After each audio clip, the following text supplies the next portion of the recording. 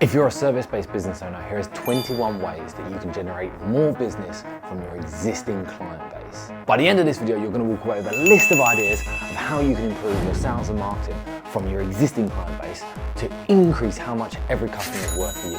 So stick around to the end because you're going to get some golden ideas. The first idea, we call it the Aftercare Funnel. There's a reason this is first on the list. You could double your business within the next few months. I've never met a business owner that is doing this really, really well. This is what we build for clients at 782. So most of your customers have probably bought one or two different things that you do. The Aftercare Funnel is a process where you upsell and cross-sell all of the other things so that every single customer knows every single service that you offer. And the way that it works is you look at, firstly, what is every single service you offer? List them all out. Then go through the months of the year and look at all of those services. When is the best time for your customer to buy that service? Is there a specific problem at a specific time of year that it solves? For example, my other business is a garden maintenance company, and there's all kinds of different things we can do in someone's garden that's relevant at different times of year. And traditionally, one of the quietest periods in gardening is in the winter, and yet tree planting is most ideal to do November, December time, and then fruit tree pruning is most ideal in January.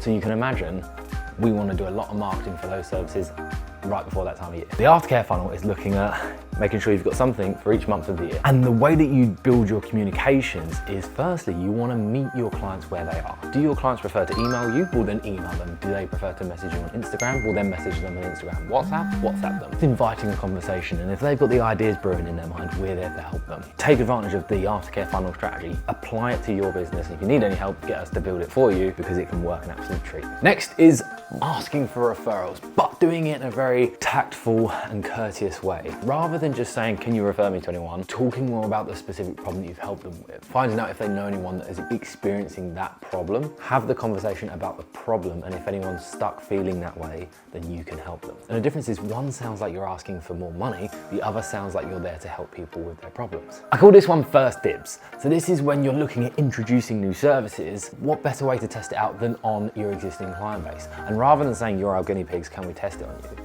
Is instead you say, we're introducing this new service, but we'd love to give you the first experience of it as a loyal customer. Market research. Now this is similar to the previous idea. However, this is for when you need to research the idea before you launch it. Go to your existing client base to ask questions with them. So get their buy-in early on. Go to them and say, I'd love to get your opinion on it, and start asking them about the new service that you offer. I did this when we ran our first event as 782. It meant that we instantly booked out the event. I had so many people that felt emotionally involved in the event because I'd gone to them as part of the market research. Anniversary check-in. When you finish a big project with a client, set yourself a reminder for a year later and just check in with them and see how they're getting on. Because in a lot of industries, there'll be things that after a year, they may have other things that they want you to take a look at. And by you getting in touch with them to see how they're getting on with the work that you've done, opens up the opportunity to look at what else. And I'm not saying it's gonna work every time, but you will find that you'll message some of your clients and they'll be like, oh, glad you got in touch actually, we've got more stuff we'd like you to look at. Now this idea is similar, but it's free knowledgeable gift. So this is when you finish a project,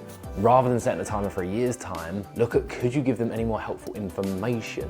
When you deliver a service, is there any point where people generally start to make a mistake? For example, in my other company, in the garden maintenance, once you lay a lawn, there's an aftercare process of what you need to do to look after it once it's settled, but then there could be stuff that we could send them 6 months later to say, now your lawn is 6 months old, here's some other ideas of what you should think about to look after it. And it's just a great way to be there to help your clients. And again, it starts the conversation.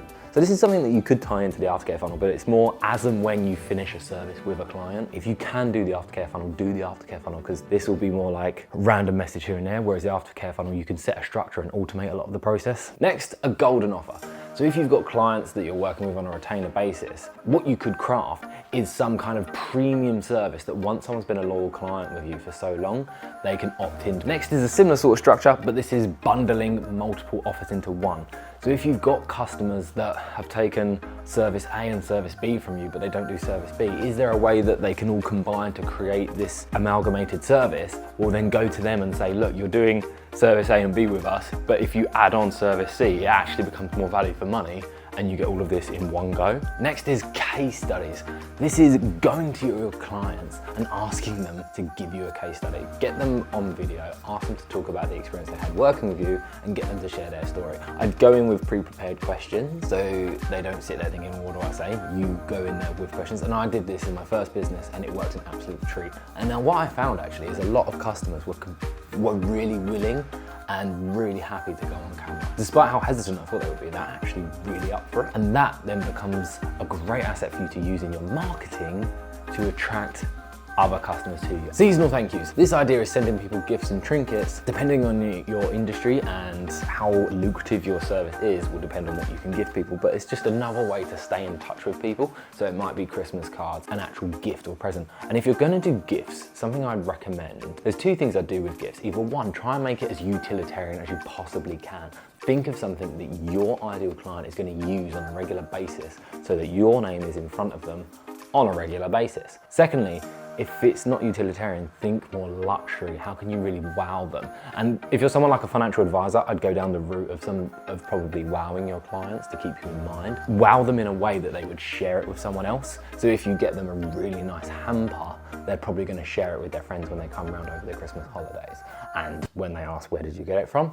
That becomes part of the conversation. Referring a friend with a double-sided reward. Now, I wouldn't recommend going out, well, you can try it, but I wouldn't recommend necessarily going out to your customers and saying, hey, if you recommend me to one of your friends, I'm gonna give you this discount and then I'm gonna give them this discount.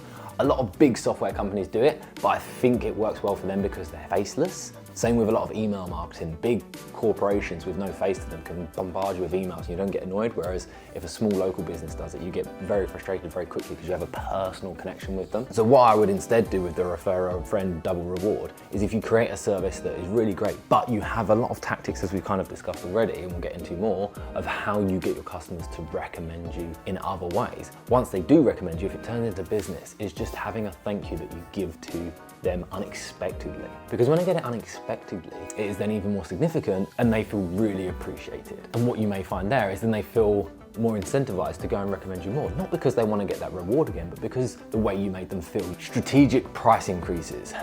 When it comes to a time when you want to increase your prices, this can be a really good thing that you can do with your existing client base to give them a little first dibs on something before the price goes up. So if you've got customers that buy from you semi-regularly, or you've got them on a retainer for one service but not the other, is you can then go to them and say, look, this service is going up in price on this date, but just wanted to give you the opportunity, if you wanted to take advantage of the current price, you have until this date to lock it in, but we're not telling anyone that. Just as a regular customer, as a loyal customer, we want to give you that as a thank you. For those of you that aren't that good at keeping in touch with your clients, try doing a little catch up with them. Go through your database. Hopefully you've got a CRM system. If you haven't, then you really need to speak to us so we can give you one and build it out for you. But look at all the clients you've ever worked with, and is there any that you haven't spoken to in the last 6 months or 12 months or even a couple of years? Just drop them a message to see how they're getting on and invite, depending on your service, if you invite them for a coffee or if you've got a lot of new stock or something in, have them come view your shop, whatever it is.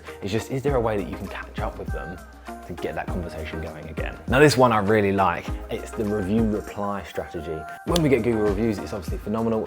We feel really good, we really appreciate it. They're bloody hard to get, but I've got some great ideas in another video about how to increase your Google reviews. So make sure you subscribe to the channel in order to find that video because I don't know when it's coming out. But the reply strategy is when you get a Google review from someone, obviously you're going to respond to it and say how great it was working with them, but have a little teaser in there of saying it was really great to do XYZ for you, cannot wait to do 1, 2, 3 with you.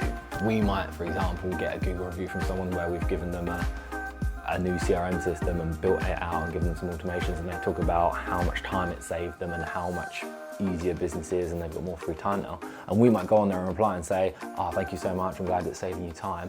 Can't wait to work on your content with you and really get your brand out there. They might plant the seed in their mind and they think, oh, content. A social media tag reward. Now I've just done this with charities where I wanted to try and build up a bit of our brand awareness, but reward charities at the same time. This could work if you're B2B or B2C, and it's getting your customers to post about you on social media and tag you.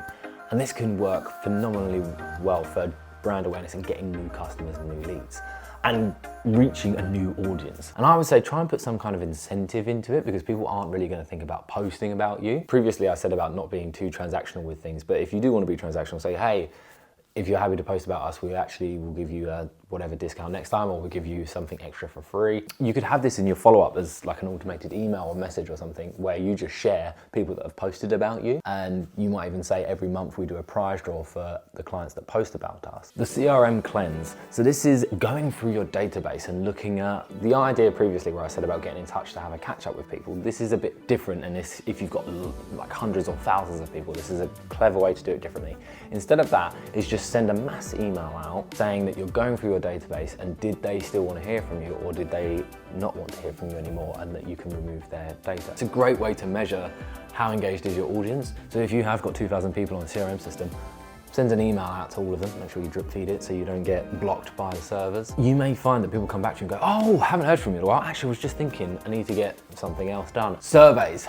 Once you've worked with customers, or something you can do going out to customers, and you can incentivize them to do this because you are asking people to give up their time and fill out a survey. I recommend doing multiple choice questions rather than having to type stuff out. But if you can get people to answer surveys for you, you can use it as a way to look at what could you improve, what are you doing well, and obviously what else do I need you to do. But one thing I recommend, if you do a survey, try and keep it quick and easy. But on your last question, just have it as how likely are you to recommend us on a scale of 1 to 5, and create conditional logic in that survey so that if they put a 5, when they submit it, ask them to leave a Google review. If they put 1 to 4, on the survey it opens another box just to say what could we improve to reach a 5, and that will give you such valuable insights in what's missing from your service and what you could improve in it. So a cool little trick, and if you don't know how to do that with surveys, get in touch because we've built them. Next is birthdays. Ed's Diner was the best at this. What they did, on your birthday you'd get a free milkshake, and guess what I always did as a kid?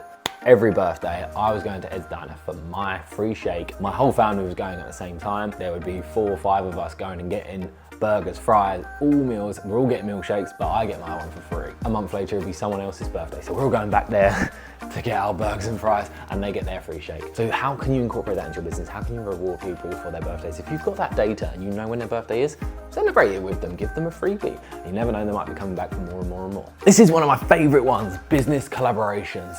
When I mentioned the Aftercare Funnel right at the start, if you have another business that's applying that to their customer base and utilizing it really well, well then cross-promote each other. And you want to look for businesses where your services are really complementary. And it's just about scratching each other's back and supporting each other. And do it in a way where you can just, ideally you want to tell a story with it. So you might send an email out or a message, but it's about introducing them with a story of how they solve the problem, and that you would recommend them if you want an introduction, you're more than happy to do it. I'm going to call this one fridge gift. It doesn't have to be a fridge. I talked about gifting in previous ideas, but this is more about having something that they would leave lying around. And example, in my garden maintenance company, I always wanted to do these and I never actually did it, but I wanted to make calendars that go on the fridge. It would have like an interactive box for each month, and it would have something you slide out, and it would have like flowers that bloom that month. And on the back of it, I just wanted it to be blank and just have a note where it kind of anthropomorphized the calendar. And it would say something like, I love to live on your fridge. Second to that, I don't mind living in your office. Please God, no, don't put me in the bits and bobs drawer. Those screws really hurt. And then lastly, it'd be like, please never, ever, ever put me in the bin. I'm already made from recycled paper and I can't go through that trauma again. Something like that. It creates this emotional bond to a calendar, but it's the kind of thing that people would put on their fridge and have all year round, useful for them, but it's a nice gift. And then people come round, they see the fridge magnet calendar, and you may well end up in conversation. Bit of a weird one, parties. If you do quite big projects with clients, or you do one-off things where it gives them a big transformation, this can work really well B2C if you're working with the general public, is if you do something in their home, make a kind of joke when you finish to say when are they throwing their party. So if you just fitted a new kitchen, ask them when the kitchen party is. Or if you just re-landscape their garden, ask them when the garden party is. And if they ask about why, say it's a bit of a running joke that you've found so many customers said that they were going to throw a party now that they've got their new kitchen, their new garden. But you might plant the idea in their mind, and guess what? If they do throw a party, they're going to invite all their friends and family, and you will definitely come up in conversation. And how likely do you think it is that someone will go, oh, send me over their details, I want to get a new kitchen, a new garden, whatever it is. The last idea I'm going to share with you, a bit of a different one, but it's just about paying attention and listening and identifying other opportunities. So kind of going back to the business collaborations, it's kind of an opportunity there to recommend more business. Just about finding opportunities or problems that your customer may be experiencing and being the one to point it out to them and offer them a solution. It won't necessarily be a service that you do. For example, at 782, we might have clients that we're building a recruitment pipeline for so that they can recruit more staff and have an automated process to filter through them. And what we may find is we ask for certain documents that they don't have, or we realize there's documentation that they need. Like, I've employed 40 plus people over the year through trial and tribulation. I know a fair amount about employing people and what you need to have in place. And I know a lot of businesses will do things illegally just by mistake because they simply didn't know. So there's a great opportunity for us there, that if we're working on someone's recruitment pipeline, to recommend a HR consultant to help them with all the compliance and documentation that they need. Look for those opportunities in your business. What businesses could you recommend? And if you do a lot of business networking, this will just really help raise your profile and be a handy person to know. Although it doesn't get you business, what you're doing is being the go-to for your customers, and you become known as someone that's always got the answers, and you've got such great connections and contacts that they can rely on you. So it helps with that retention of keeping you. If you're doing all of this and referring loads of work out, the law of reciprocity is going to apply, and people are going to want to recommend you that work back. This video is part of a series where I talk about how to get your next customer, whether you be a trades business, a B2B business, commercial business. So check out the playlist, because even if it's not your category, I challenge you to watch it, because you may find some bizarre ideas and some clever marketing tricks that you can use to really stand out. So apply these ideas and let me know how you get on with them. Stick in the comments below, what's your favorite idea? And is there anything that I've missed? Chuck in the comments below what other creative ideas you've used to get more business out of your existing client base.